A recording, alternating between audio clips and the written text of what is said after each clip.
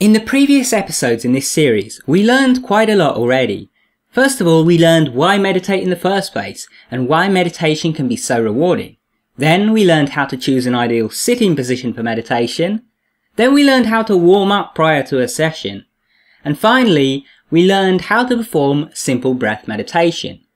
Now, if you haven't already seen those videos, I highly recommend going back and visiting the playlist on my channel titled Meditation, a Complete Series. This is a course that I'm releasing for free on my channel, and this video is one lesson that is part of that. Now, each of these lessons can be taken individually. You don't need to watch the whole course through, so you can just watch this on its own. But this is a course, and if you watch all of the videos together, all of it will make a lot more sense. So, in today's video, we're talking about establishing a consistent practice of meditation. And first of all, I want to talk about why that's important. Why do we need a consistent meditation practice? Well, meditation shares some similarities with learning an instrument or any other skill, in that you really need to be sitting down to practice every day if you want to see continued progress. Sitting down once a week or once a month is really not going to get you very far.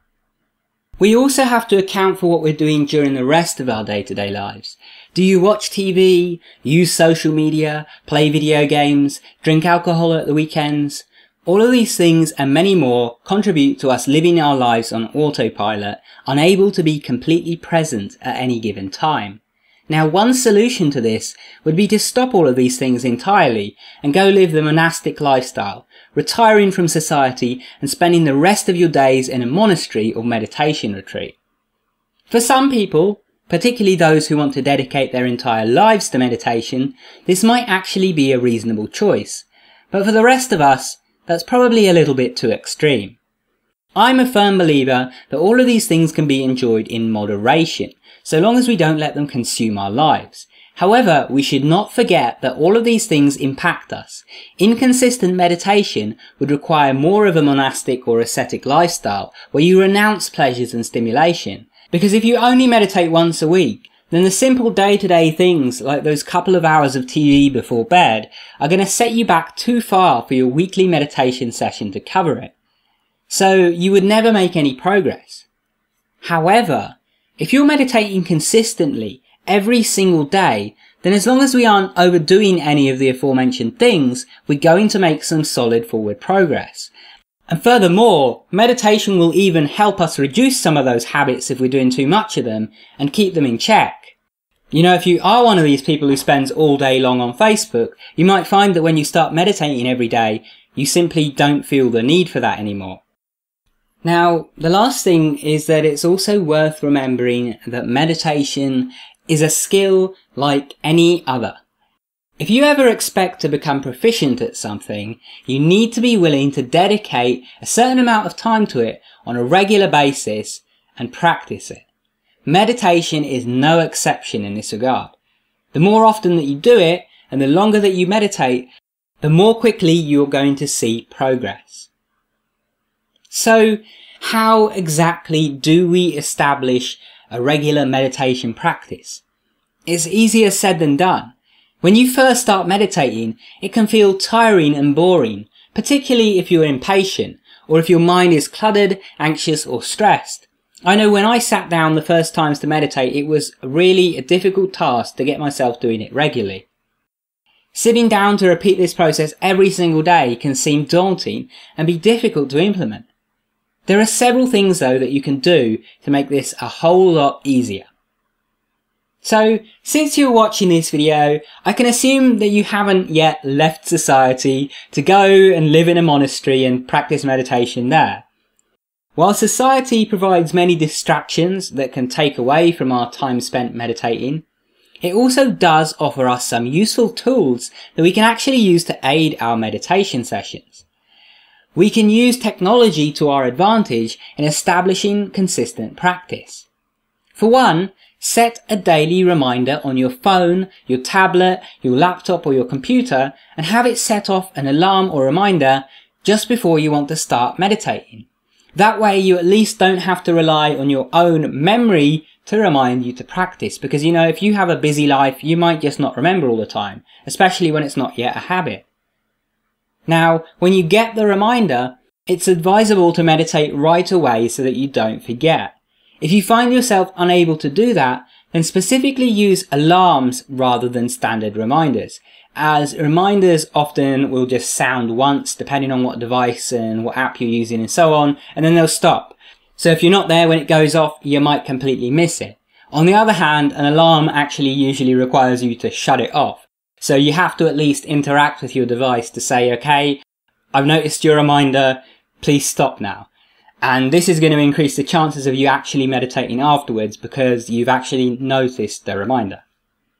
Now, in addition to reminders or alarms, you can also use the various pieces of software available that are designed for tracking your daily habits. Apps like Habitica, Strides, Habitball and Streaks are all good ways to track your daily habits. There are tons of them out there. I'm not going to say, what's right for you. You choose one that you enjoy using.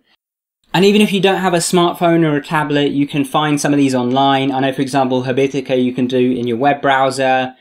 But by using one of these apps and getting to check off the habit each day after you've done it, you're basically training your brain, giving it a small reward each time it completes the activity. And so you won't want to break your streak and skip a day of meditation. Don't underestimate just how effective using an app like this can be. Even if you do find it easy to remember to do your practice every day, you'll be surprised at just how much easier it becomes if you're using an app to track your habits. Now with this, as with any new daily habit, you're often going to find that you have a bit of a honeymoon period where your motivation peaks and it's easy to keep up and do a lot. When you start out doing something, you're really excited and motivated.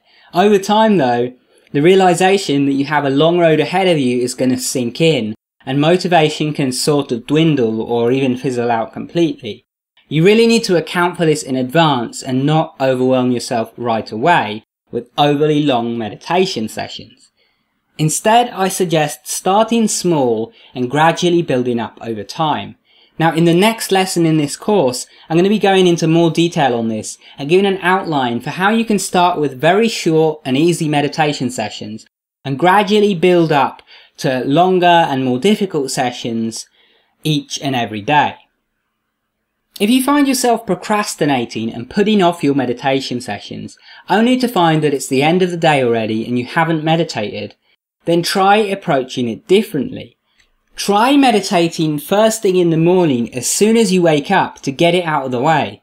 Not only is it a good way to avoid delaying it, but meditation is also a great way to start off the day anyway, so you may as well do it. If, after taking all of these things into account, you still find yourself skipping sessions, then you should really try to develop a habit of meditating twice a day. This might sound a little bit counterintuitive. If you can't meditate once a day, why would you try to meditate twice? Well, aside from the additional meditation time you'll get if you do successfully meditate twice, and the quicker progress you'll make as a result, it also makes it a lot easier to ensure that you practice every single day. And the reason for this is that as long as you never allow yourself to skip 2 sessions in a row, even if you do skip the odd session here and there, you're still meditating at least once a day. I think it's easy to get a little bit lazy with it if you do it once a day, because you can tell yourself, oh, I'll just have today off. Oh, okay, I'll have the weekend off and so on. And then you slip out of the habit. But if you tell yourself, I'm doing twice a day every day, and one day you don't feel like doing one of your sessions and you miss it, then you're still doing, 13 times a week, which, is a lot more than even once a day if you skip no sessions. Finally, I need to touch on the last thing, which is discipline. I mentioned the honeymoon period that comes with any new practice. Initially, you're filled with motivation. You're excited to meditate because of all the benefits that await you, and because it's new and it's interesting. And as time goes on, you're going to find that while often you will still be motivated to meditate, on many occasions you won't be. Some days you're going to feel lazy and not want to do it. Some days you might feel ill, or you might feel otherwise under the weather and not feel like you can. Some days you're not going to be able to focus and you're going to want to end the session early.